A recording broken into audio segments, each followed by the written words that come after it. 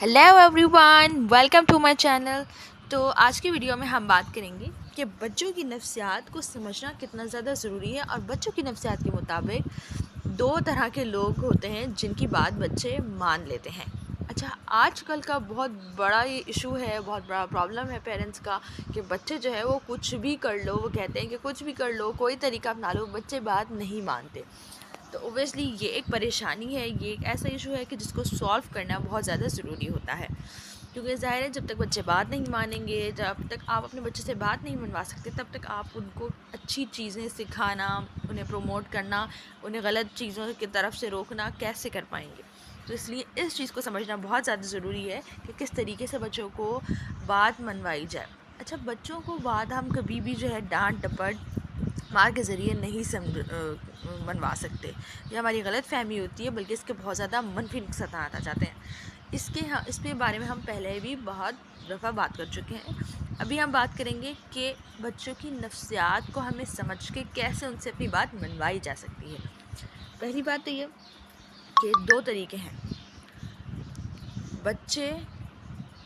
पहला तरीका ये है कि बच्चे, उनकी जो नफ्सियात है वो ये है कि बच्चे उनकी बात मानते हैं जिनके बारे में वो समझते हैं कि वो उनका जहन उनसे मिलता है। यानी कि अगर हम चाहते हैं कि बच्चे हमारी बात माने, तो हमें उन्हें ऐसा ज़ाहिर करना होगा कि हम उनके मिजाज को समझते हैं, हम भी उनके जैसे हैं। यानी कि बच्चे खेल कूद करना चाहते हैं तो आप भी उनके साथ एक्टिविटी में इन्वॉल्व हों। अगर वो पेंटिंग करना चाहते हैं, वो कोई और एक्टिविटी करते हैं, तो आप उनके साथ उसमें इन्वॉल्व हों। अगर उन्हें स्पोर्ट्स पसंद है और वो कहते हैं कि आए खेलें हमारे साथ, तो आप उन्हें कोई काम का कह के या किसी और मुसरफ़ का कह के, या फिर इसलिए कि आपको अच्छी नहीं आती क्रिकेट, तो उन्हें मना ना करें। इससे क्या होगा कि वो उन्हें नहीं लगेगा कि आप उनके जैसे हैं। जब आप उनके साथ एक्टिविटीज़ में इन्वॉल्व होंगे, उनके साथ बातों में, कामों में इन्वॉल्व होंगे, तो उनको ये महसूस होगा कि आप और वो एक जैसे हैं। और जब उन्हें ऐसा लगेगा कि ज़हनी तौर पे आप उनके जैसे हैं, तो वो आपकी बात को अहमियत देंगे और आपकी बात ज़रूर सुनेंगे। दूसरा तरीका जो कि बहुत इम्पॉर्टेंट है, वो ये है कि बच्चे के पसंदीदा हो जाएं। बच्चे उन लोगों की बात मानते हैं, उनकी बात मानते हैं जो कि ज़हनी तौर पे उन जैसे होते हैं, या फिर उनकी बात मानते हैं जिन्हें वो पसंद करते हैं, उन्हें अच्छा समझते हैं।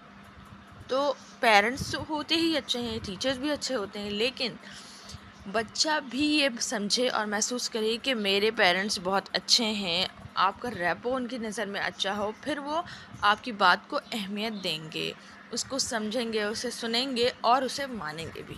तो अपनी इमेज डेवलपमेंट करें। इमेज डेवलपमेंट से मतलब ये है कि बच्चे की नज़र में सबसे बेहतरीन हो जाएं। बेहतरीन आपके होने के लिए आपको क्या करना होगा?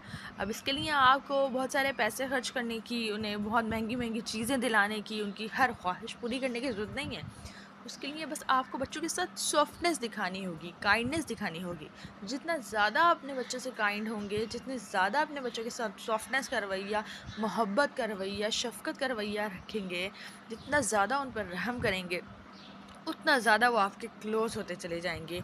आपकी और उनकी अंडरस्टैंडिंग बढ़ जाएगी, आपका उनका बॉन्ड और कनेक्शन बढ़ जाएगा। आप बिल्कुल डाउन टू अर्थ रहें बच्चों के सामने।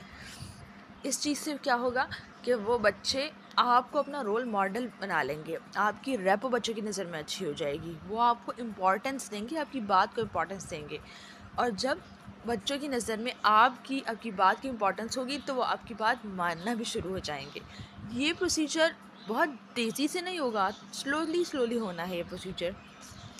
लेकिन जब एक दफ़ा आपके बच्चों के माइंड में ये चीज़ आ जाएगी कि हमारे पेरेंट्स हम तो मामा बिल्कुल हमारे जैसी हैं, या बाबा तो बिल्कुल हमारे जैसे हैं, या फिर वो आपको अपना रोल मॉडल समझेंगे, तो फिर वो आपकी बात ज़रूर मानेंगे। क्योंकि जनरली भी लाइफ में ये होता है कि हम वो लोग जिनको हम अपने जैसा समझते हैं ज़हनी तौर पर, उनकी बात हमें समझ में आती है और हम उनकी बात मानते भी हैं। इसके अलावा वो लोग जो कि हमें बहुत अच्छे लगते हैं, जिनको हम फॉलो करते हैं, जो हमारी नज़र में हमारे रोल मॉडल होते हैं, उनकी बात को भी हम जल्दी मान लेते हैं, उनकी बात हमें समझ में आती है।